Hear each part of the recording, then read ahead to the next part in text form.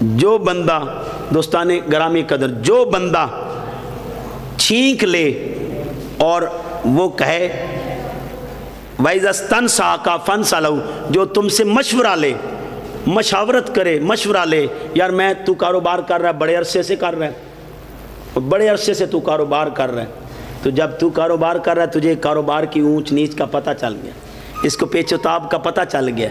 میں کاروبار کرنا چاہتا ہوں جو تو کر رہا ہے، مجھے تھوڑے گر بتا دے، تو ہم تو ڈرا دیتے ہیں، نہیں میں نے جو کچھ کمایا تو بھی کما لے گا، کر لے تو بھی کر یہ سودا، میں نے جو کمایا تو بھی کر لے، میں نے دھکے کھائے تو بھی کھا لے، اس میں تو فائدہ ہی نہیں، اب تیری روزی تو چل رہی ہے، اگر تو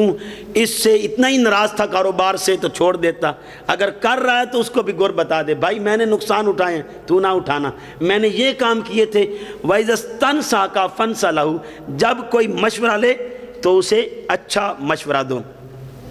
تو دوستانے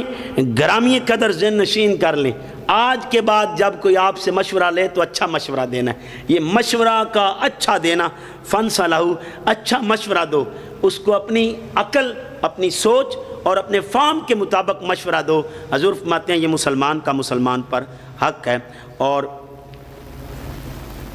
اگلا حق حضور فرماتے ہیں چوتھا حق، وَإِذَا عَطَسَ فَحَمِدَ اللَّهُ فَسَمِّتْهُ، اور جب کوئی چھینک لے اور اللہ کی تعریف کرے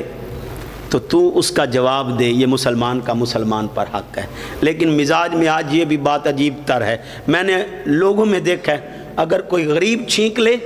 تو اسے ایٹیکیٹس بتائے جاتے ہیں، اسے جھڑکا جاتا ہے کہ تجھے تمیز ہی نہیں چھینک کیسے لی جاتی ہے، اسے بڑی باتیں سنائی جاتی ہیں۔ لیکن اگر کوئی امیر زیادہ چھینک لے تو اس پر جواب بھی دیے جاتے ہیں اور کہتے ہیں یہ تو حاجی صاحب کی صحت ہو گئی ہے، یہ تو چودھری صاحب آپ کے لیے صحت کا عمل ہے، آؤ صاحب ذہن نشین کر لیں۔ چھینک چاہے غریب لے چاہے امیر لے، یہ اللہ کی طرف سے رحمت ہے۔ ایک حدیث کے الفاظ ہیں، یہ چھینک تیرے رب کو پسند ہے، اور جمائی جسے اباسی بھی کہتے ہیں، یہ جمائی شیطان کو پسند ہے، تو جب جمائی آئے تو اسے روکا کریں،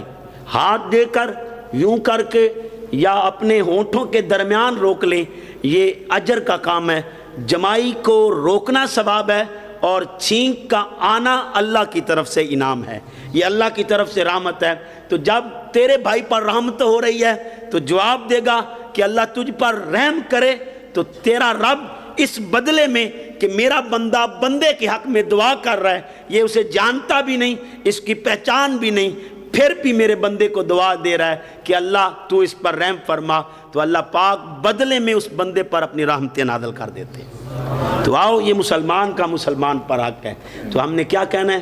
کہ آج کے بعد جب کوئی چھینک لے اس کا جواب دینا ہے۔